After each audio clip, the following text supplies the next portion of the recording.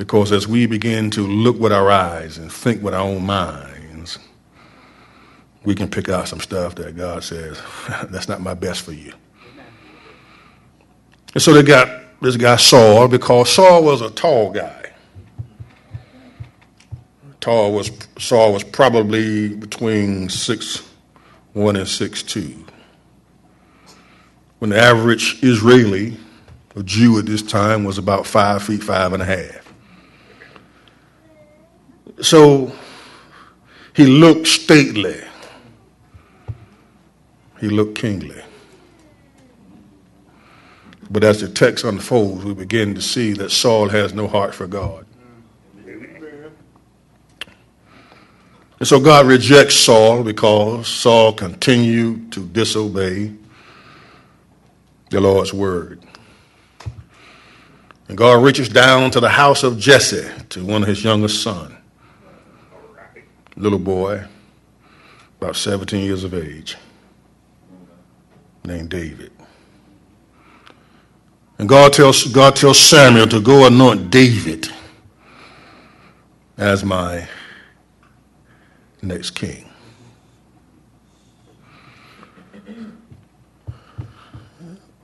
Saul is a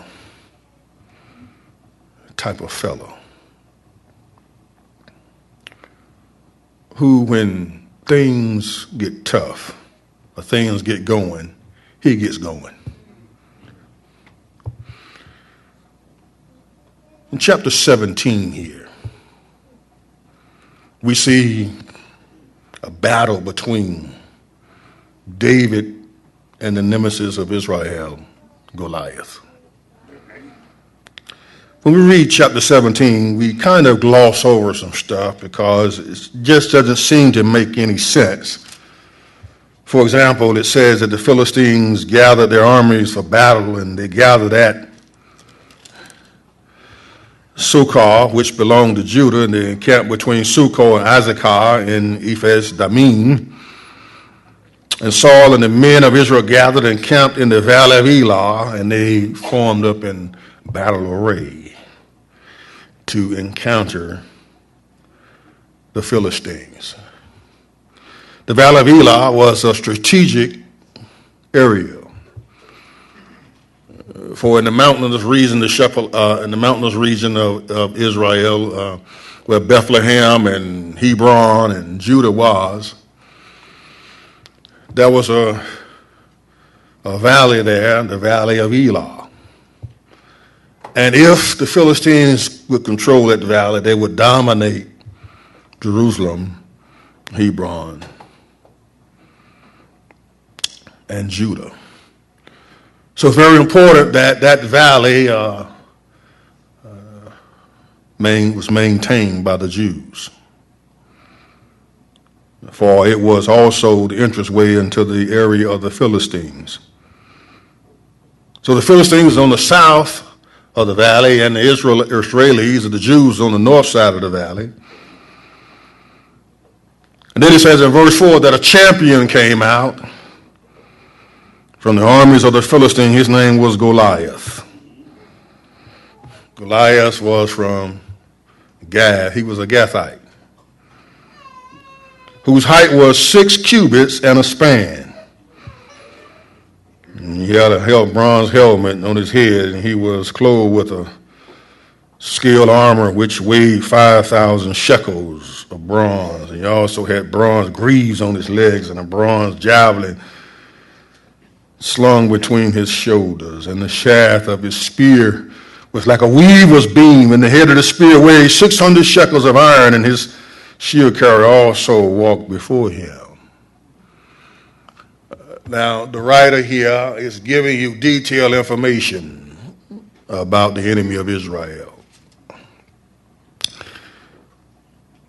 He was 6 cubits and a span, which meant now if the average Israeli was 5 feet 5.5 inches tall, Goliath was 9 feet 9 inches tall. He was almost double in height their size. And notice he had a bronze helmet on his head, and he had His whole battle armor, he was decked out for battle. And his armor weighed about 125 pounds. And then he had a spear. The head of it weighed 26 pounds. See, one of the things you got to understand, ladies and gentlemen, when you're facing giants in your life, the enemy is going to always use intimidation. He's telling you that this man here is formidable, that this man, Goliath, is a tall. Turn it down just a little bit. Thank you. This man is tall. He's big. He's a giant. He doubles the size of the average Israelite. And yet here Saul is probably 6'1". And so here is this enemy, this giant, that Israel must face. And notice something about the way this thing sets up. Because what's going to happen is that each side will choose a champion.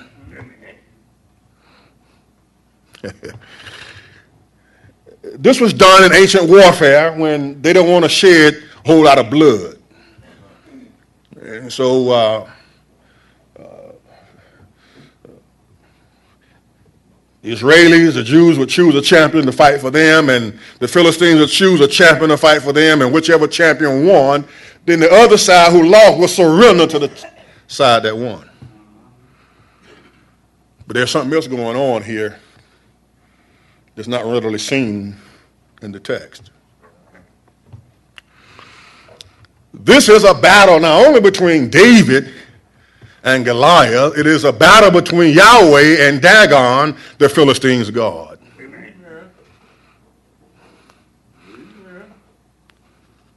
You see, because when you go into battle and your man loses the battle, he lost because his God was not able to give him the ability and the strength to defeat the enemy. So in essence, not only did he lose, but the God he represented lost.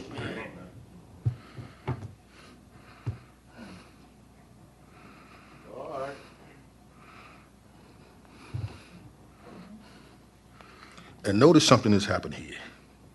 I mean, this man, he got shearing guards on him. He got a young man that's leading him out. And notice in verse 8, he stood and shouted to the ranks of Israel and said to them, why do you come out drawn up in battle array? Am I not the Philistine? And you servants of Saul, choose a man for yourself and let him come down to me. If he's able to fight with me and kill me, we will become your servants. But if I prevail against him and kill them, then you shall become our servants. And again the Philistines say, I defy the ranks of Israel this day. Give me a man that we may fight together. Now, not only does the enemy use intimidation, it's designed to produce trepidation, fear. You see that? Saul and all of his men were afraid. Verse 24 said, they're going to run. Wait a minute. Flip back with me for a brief moment to chapter 8.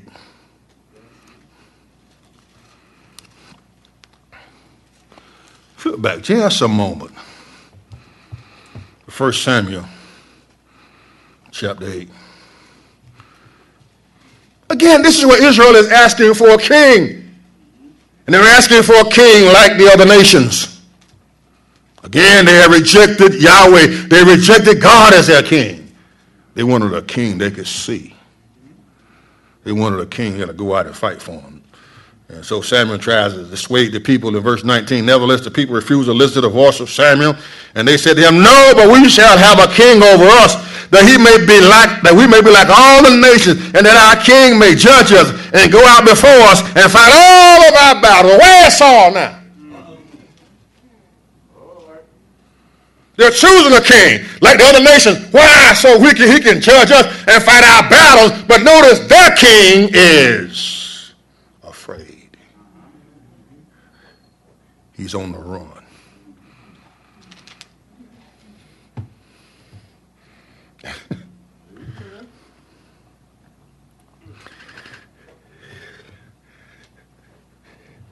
Understand something. The strongest person in your life is still weak before God. Amen. If you're going to win the battles of the giants in your life, I don't know what giants you may be facing. Some of you may be facing physical, financial, all kind of giants going on in your life, and they're intimidating, and it's brought fear to your life, and you're staying up at night worrying about, Lord, how am I going to make it? I'm here to tell you, don't put your hope in man, put your hope in God, ladies and gentlemen. God can do what no other can do. I'm afraid that's what the church has done so often, is put their hope in man. And the Bible tells us the arm of flesh will fail you. Hear this intimidating giant. And notice now, he's going to taunt Israel for 40 days, twice a day. Isn't that something? And notice verse 16, and the Philistine came forward morning and evening for 40 days and took his stand. I mean, he just, y'all ain't nothing, you're a bunch of scared wimps. Where's your God now? See, be careful when you're facing your giant. Understand that the enemy going to always try to use intimidation against you. He always want to produce fear, uncertainty. Let me tell you something to us. Life is uncertain. And it can only be certain when you embrace God. I don't know what's going to happen this afternoon, nor do you. I don't know what's going to happen tomorrow or next week, nor do you. But I know that I have a God who lives not only right now, he'll live this afternoon, he'll live next week, and he'll live next year. Amen. And I need to put all of my hope and trust and faith in him. And he'll help me deal with those giants in your life. What is it right now that's intimidating you? What is it right now that's going on in your life that you feel you cannot overcome? Because one thing I do know about the enemy is this. He's very shrewd in magnifying a problem bigger than what it really is. And some of your situations may look like, Lord, there ain't no hope. And then you go to work, and people wonder, where's your God? Don't you go to church? Don't you go to Bible study? And you all upset. Well,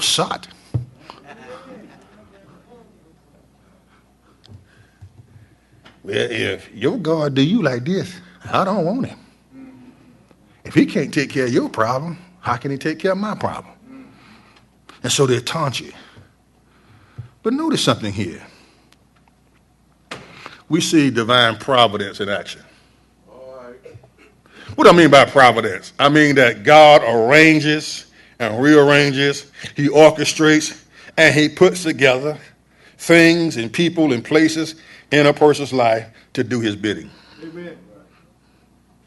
Now here's Saul and all the men of Israel, they are scared. They're not scared, Brother Percy, they're scared. When you're scared, you're more afraid than scared. Now, notice it says now in verse 12, now back at the ranch, away from the battle.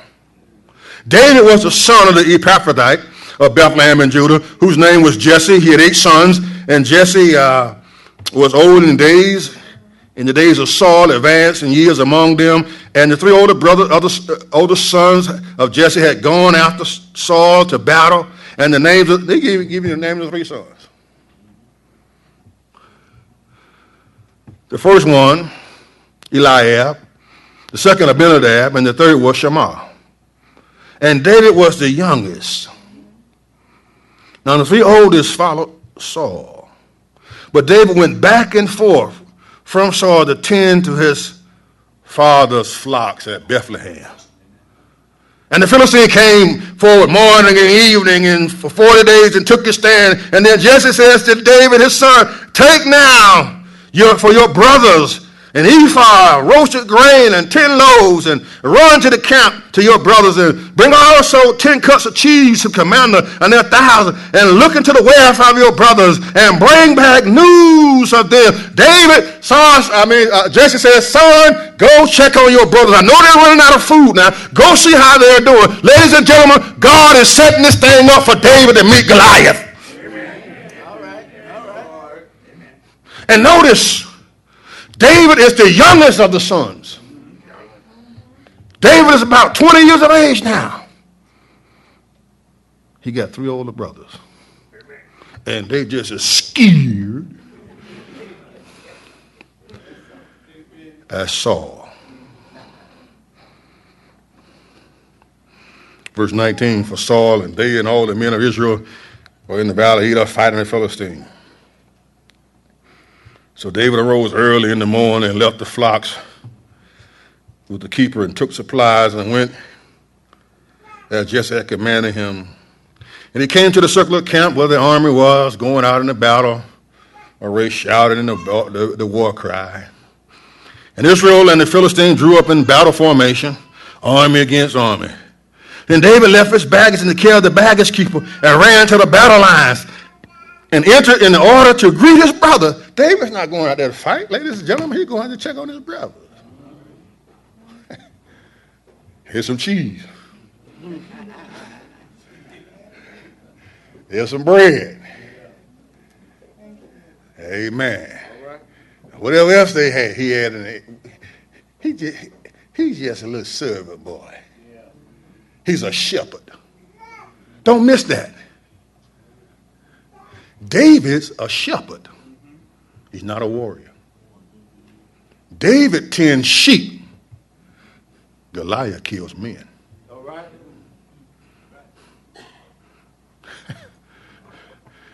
Wow. How many of y'all know we got an enemy that's more experienced than we are? His name is Satan. He's been around a lot longer than you have.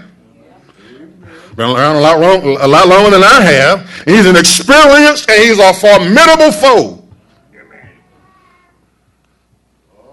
And listen to me, you cannot defeat him on your own. Amen. That's right. Amen. I know you think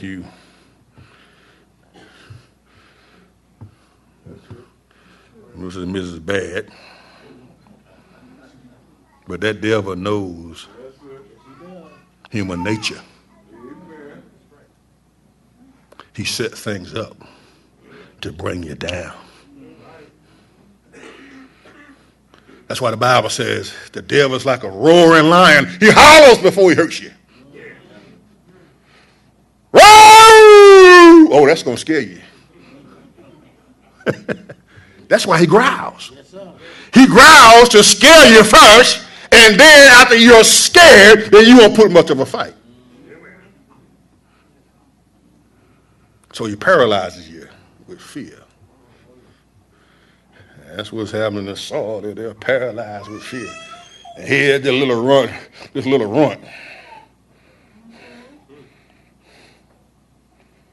Got a sling and some cheese.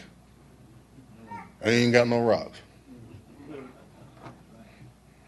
Going to the battle lines to check on his father's sons, his brothers.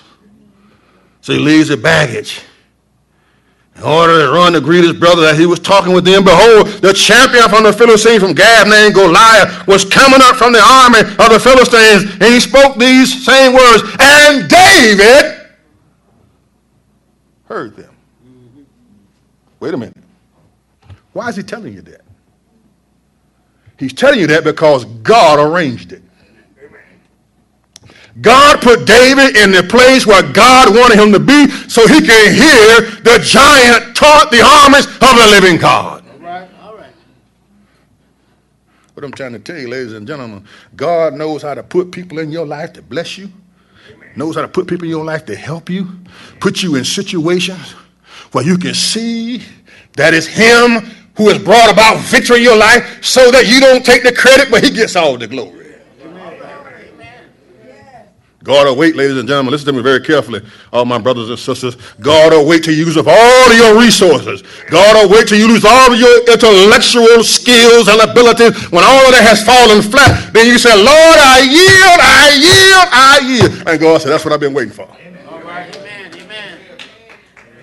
All right. I've been waiting for you to come to the end of yourself. And when you come to the end of yourself, and you ain't got nothing left, then you can depend on him to come through for you. And so, I'm going through something right now, preacher, and God didn't come through yet. That's because you didn't come to the end of yourself yet.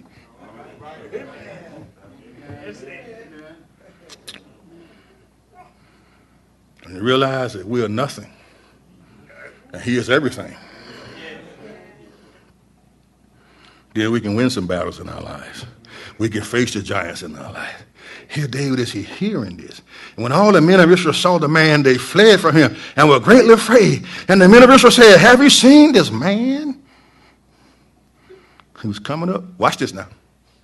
Notice the question they're asking. Have you seen this man? That's key to understanding the chapter. Have you seen how tall this fella is? Surely he's coming to defy Israel.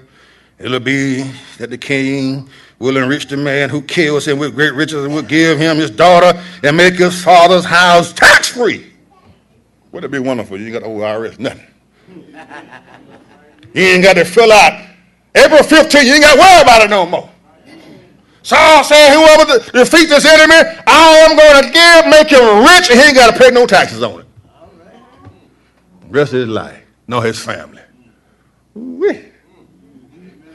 That's enough to go to war for, ain't it? You ain't got to pay no taxes. Keep all the money. Then David spoke to the man who was standing by him and said, what would be done for the man who killed this Philistine and take away the reproach of Israel? For who is this uncircumcised Philistine that he should turn the armies of the living God? All right. And the people answered him according to the words that this will it be done for the man who kills him. Now Eliab, his older brother, heard it when he spoke to the men, and anger burned against David and said, why have you come down here? And with whom have you left those few sheep in the wilderness? Now, you be telling you worrying about sheep and there's a man tall as all get out over there.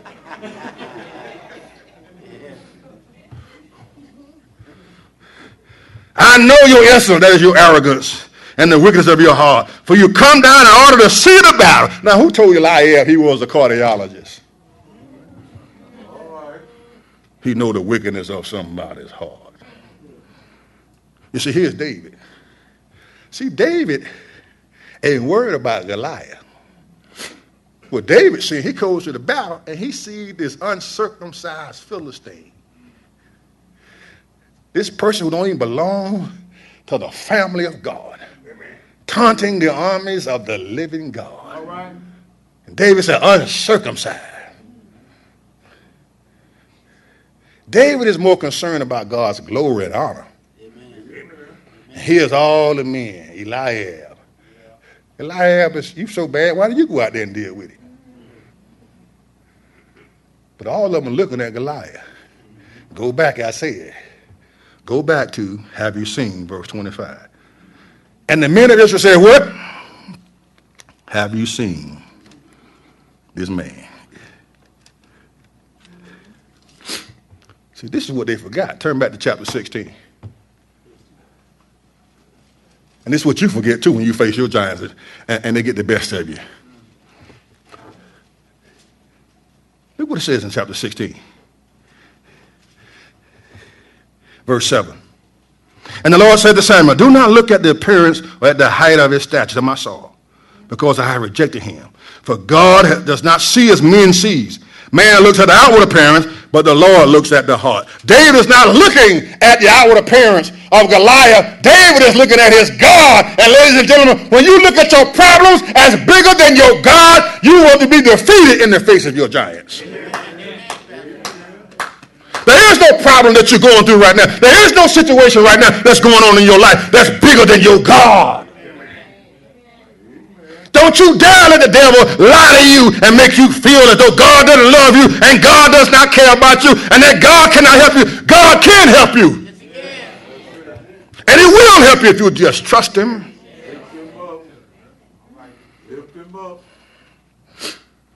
I'm so sick of scared Christians. They ain't got no guts to stand for nothing. And that's the reason why the world is going to hell. That's why we got all this mess in the culture. Because Christians are afraid to stand for God among their friends and family. Here's Eliab. Do you not know some of your worst problem can come from your own family? Instead of Eliab encouraging David, he blasted him. See, sometimes you can't get no encouragement from your own family. And y'all get in a fetal position. As soon as your sister say something about you, as soon as your brother say something, or your mom and your dad get up. Who gives a rip?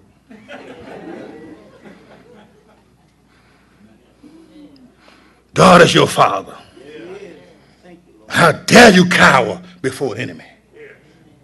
When you're talking about God is your father. And there are so many Christians today who are worried about what family thinks about them.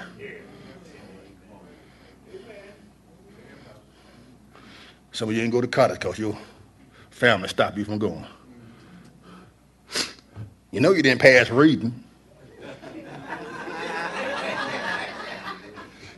How you expect to graduate from the college? And so you didn't go.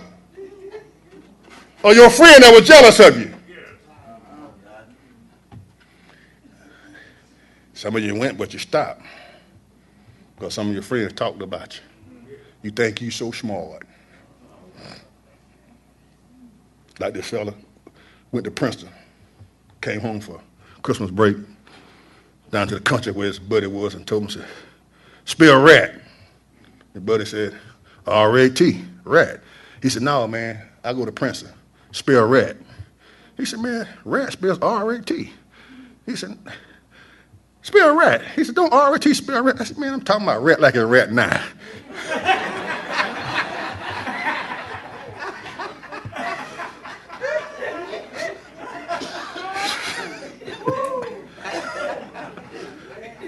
He bragging about he going to Princeton.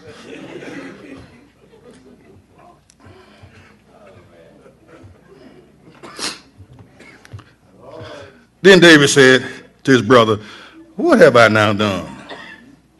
It was just a question. I'm just asking for a question. Then he turned away from him to another and said the same thing, and the people answered him. See, sometimes you just got to just leave. Ask somebody else.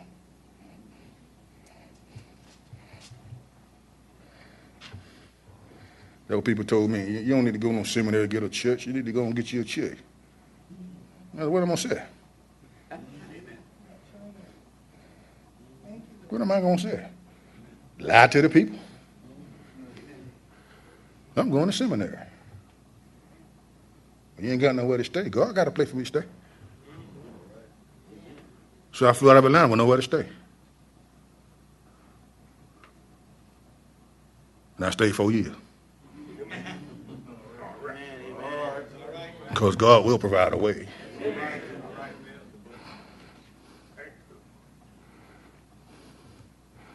Amen. And then God used a lady in my life. to help me. Her name was Christine Harper.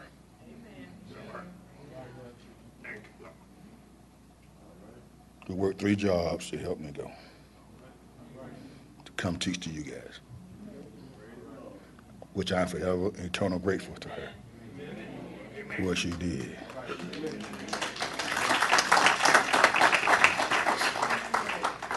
And every now and then I go to my mailbox and open it up.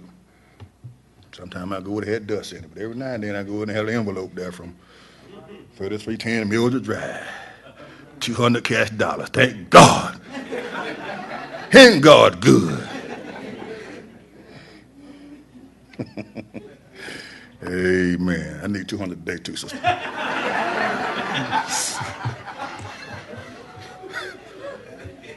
Amen, somebody. Amen. Thank God. Thank God. When the words which David spoke was heard, they told Saul, and he sent for David. And David said to Saul, let no man's heart fail on account of him. Your servant will go out and fight with the Philistine. And Saul said to David, now you ain't able to go out and fight against this Philistine. You just a child, a youth. Notice, this man has been a warrior as long as you've been born. He's an experienced warrior. He has been trained in conflict all of his life. This man is a lethal enemy.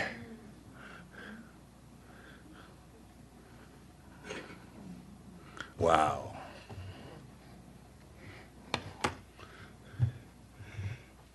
So here's the thing. It all depends on how you look at your problem. So let me give you some advice. Stop looking at your problem and start looking at your God. Because the bigger your God is, the smaller your problem becomes. The bigger your problem is, the smaller your God becomes.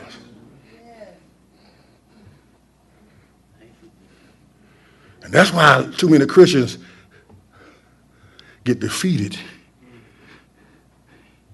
in these spiritual battles. And the giant conquers them, and they give up on the Lord. So this Christian stuff don't work. It don't work. I tried it, Reverend. It didn't work. I went everywhere looking for a job. It didn't work. Well, how many days you been hungry since you've been looking? You still driving the car. Car don't run without gas. If you ain't got no car, God got somebody to take you. That's God working things out.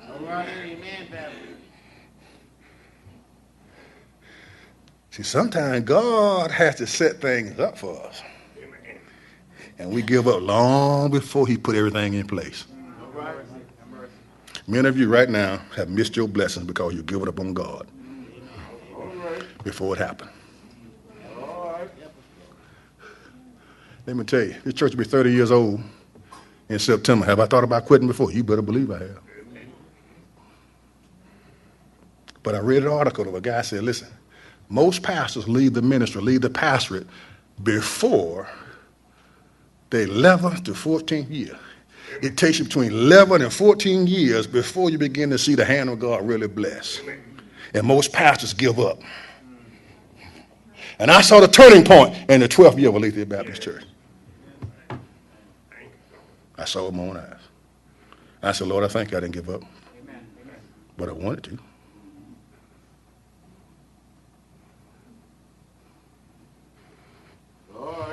And God took care of me. Because they got some pictures of me back 20, 30 years ago.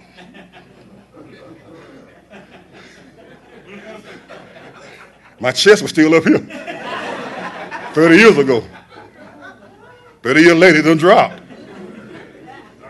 Some of y'all have too. Come on now. I've seen some of y'all. I've seen some of y'all. Amen. I see some of y'all still growing a little bit.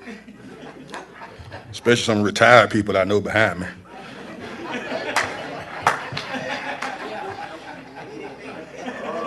But I ain't call nobody name.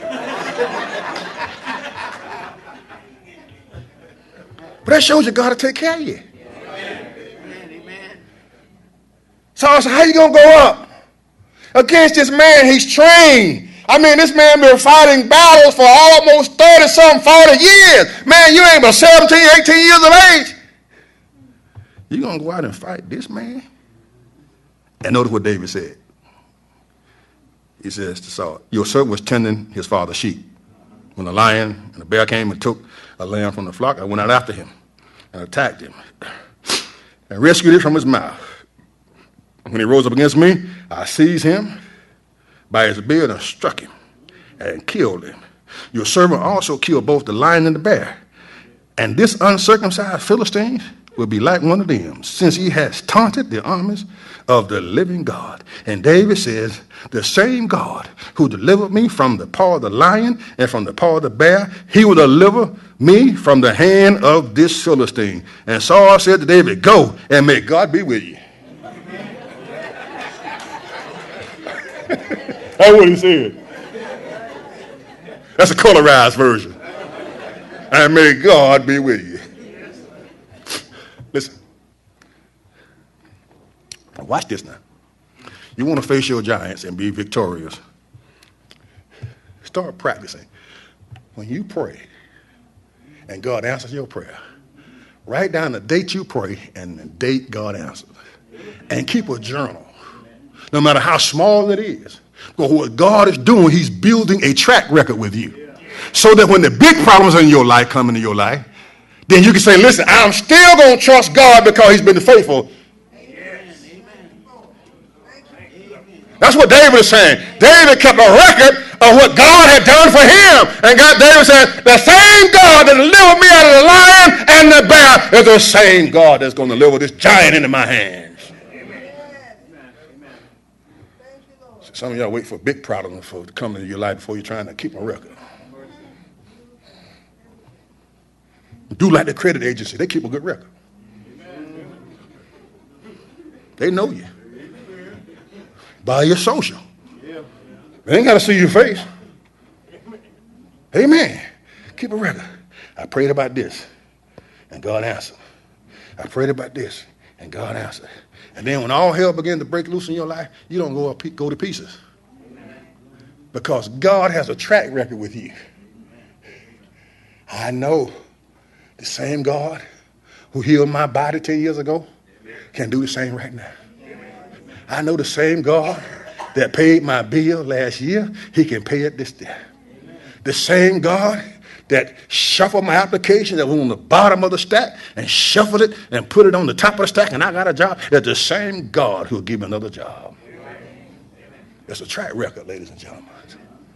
Some of you don't keep track records.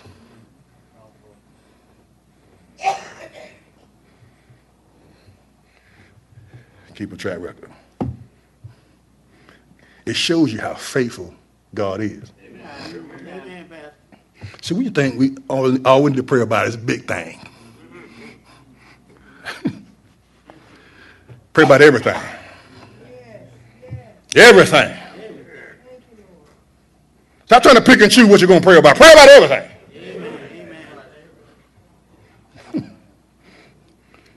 And see what the Lord does. And notice, then Saul got his garments out and clothed David and put a helmet on him and put a sword. But David tried to walk. That stuff was too heavy for David. This man 9 feet 9 inches tall. He got all that stuff on him. David said, just in case I do need to run around a little bit. I don't want all this stuff because I hadn't tested these things. So David said to Saul, I cannot go out there with these, for I hadn't tested them. So David took them off. You notice, and he took his stick in his hand, and he chose from him 5 smooth stones from the brook of Elah, and put them in a shepherd's bag, which was even in his pouch, and his sling was in his hand, and he approached the Philistine. Then David came and approached the Philistine with the shield bearer in front of him. And when the Philistine saw David, looked and saw David, He spit at him. This dang tour.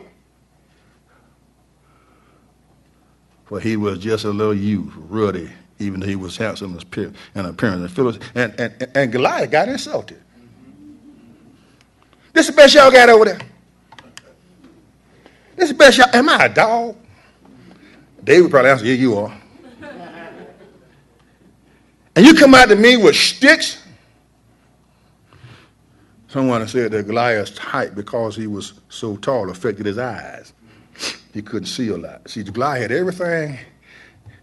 everything shielded but his eyes.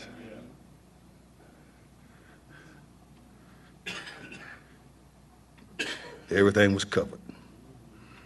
So he coming out with sticks. David didn't have but one stick. The shepherd's stick.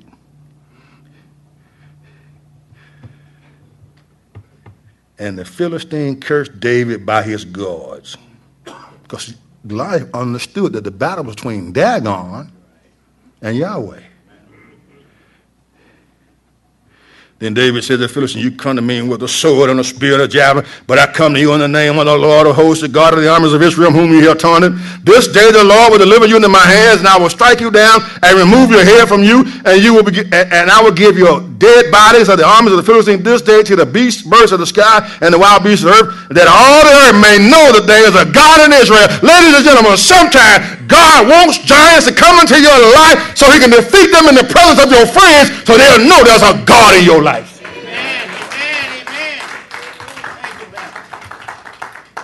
That's why you catching hell. It ain't all about you. It's about some of your friends. It's about some of your family members who don't know God. And when they see God delivers you from such a great difficulty, then they're going to know there's a God somewhere. See, God want to teach people about him.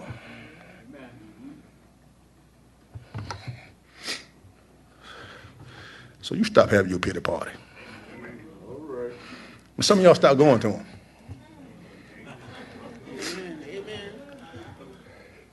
You're having too many pity parties.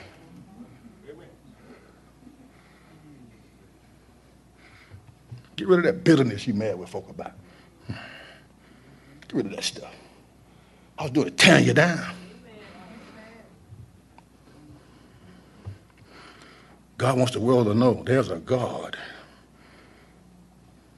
And he lives at your house. Because he lives in your life. He wants others to know about him. He wants to use your situation so others may know. Now, also that all Aletheia may know too. Verse 47. That all this assembly may know that the Lord does not deliver by sword or by spear, for the battle is the Lord's, and he will give it in my hand. See, that's the thing. The battle is the Lord's. I remember one night, I was living in the parsonage, and it's about 3 a.m. in the morning, and the alarm system went off. I mean, because when they put it in, I told the guy, he said, how loud you want? I said, I don't want to wake up the whole neighborhood. And if you ever hear that thing go off, it'll wake up everybody around here. So it went off. I mean, it was loud. It was loud. And the lady called me from the security system. You don't read, yeah? The alarm system going on. Yeah, I hear it.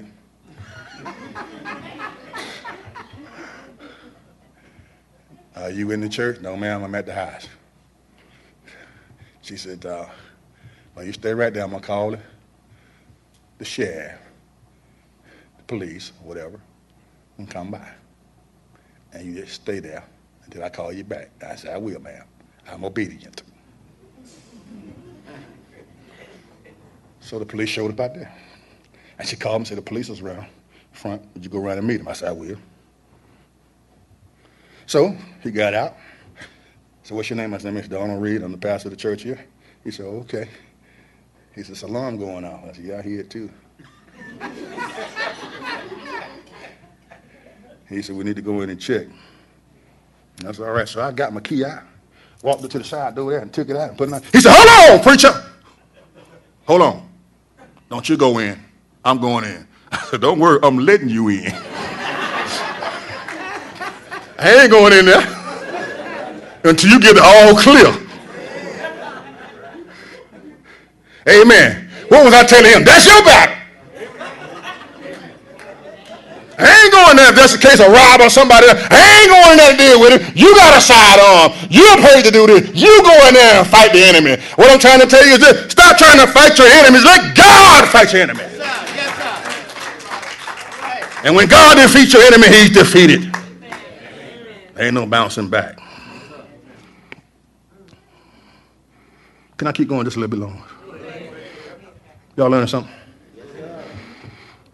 Then it happened. When the Philistine rose, verse 48, and came near to meet David, that David ran quickly toward the battle line to meet the Philistine. Ooh-wee.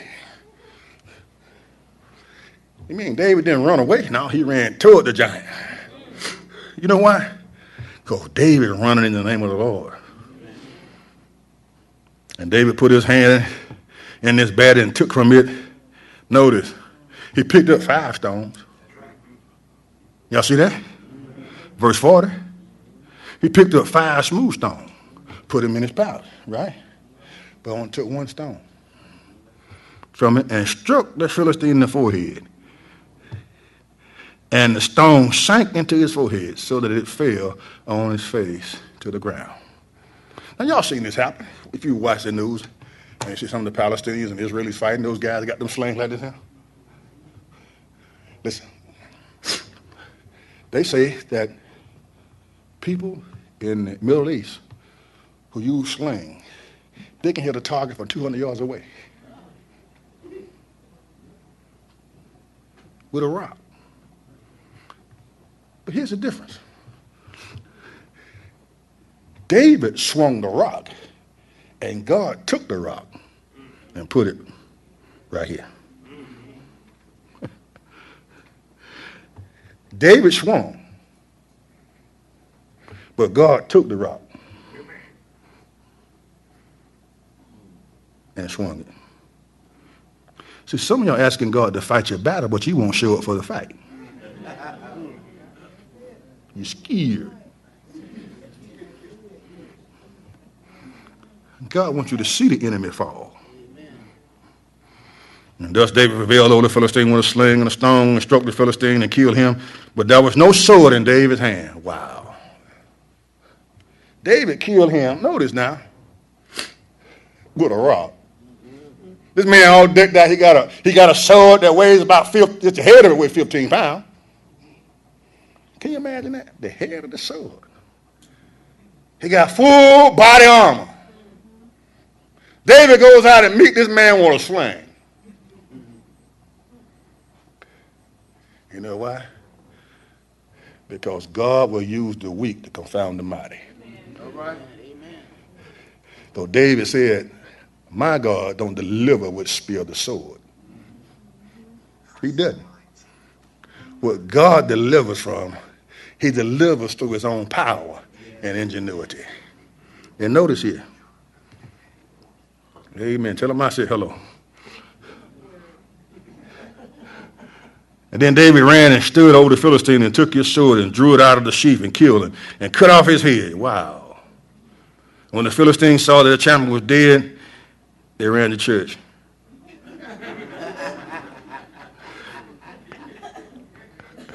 Though they ran. And the men of Israel and Judah pursued and shouted and pursued the Philistines as far as the valley and the gates of Ekron, and the slain Philistines lay along the way to Shaaraim, even to Gath and Ekron. Now they got some courage. They ran away from Goliath. Now they're running after the Philistine. Now he's dead. Whoa, the giant is dead. Let's go kill him. And the sons of Israel returned from chasing the Philistines and plundered their camps. I think that's something. What do you mean by plunder? Took all his stuff. All the grapes and bananas and pears, cakes and Klondike bars, all that.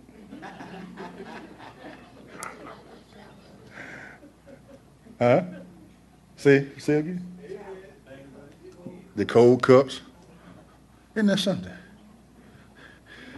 See, when God blesses you, he blesses you. If you let God come through for you, David said, my cup runneth over. He gave them all the enemy stuff. Then David took the Philistine's head and brought it to Jerusalem. And he put his weapons in his tent. Now when Saul saw David go out against the Philistine, he said to Abner, the commander of the army, Abner, whose child is this man, this young boy? Abner said, by your life, king, I don't know. And the king said, go find out. I want to know who his family is. So when David returned from killing the Philistine, Abner took him and brought him before Saul with the Philistine head in his hand. And Saul said to him, whose son are you, young man? And David answered, I am the son of your servant Jesse, the Bethlehemite. Wow. Here's a lesson you can take home with you as I get ready to close. God's people can accomplish great things if his people trust him in times of great peril and great need. God's people can accomplish great things if you'll trust God in times of your greatest challenges, crisis, and need. He'll come through for you. He may not come through when you want him to because he's setting things up. There are other people he wants to see this, who wants to know this. Because there are other people he wants to bring to faith through your experience. And sometimes you're going through hell because God wants to use that to bring some of your family to Christ, some of your friends to Christ, some of your co-workers to Christ, some of your employers to Christ. He wants to use your experience so others will know that there's a God in Macon, Georgia. And there's no problem too big for God to solve. Give God some praise this morning. Every head bowed and every eye closed. If you die right now, where would you go? Are you absolutely certain beyond all doubt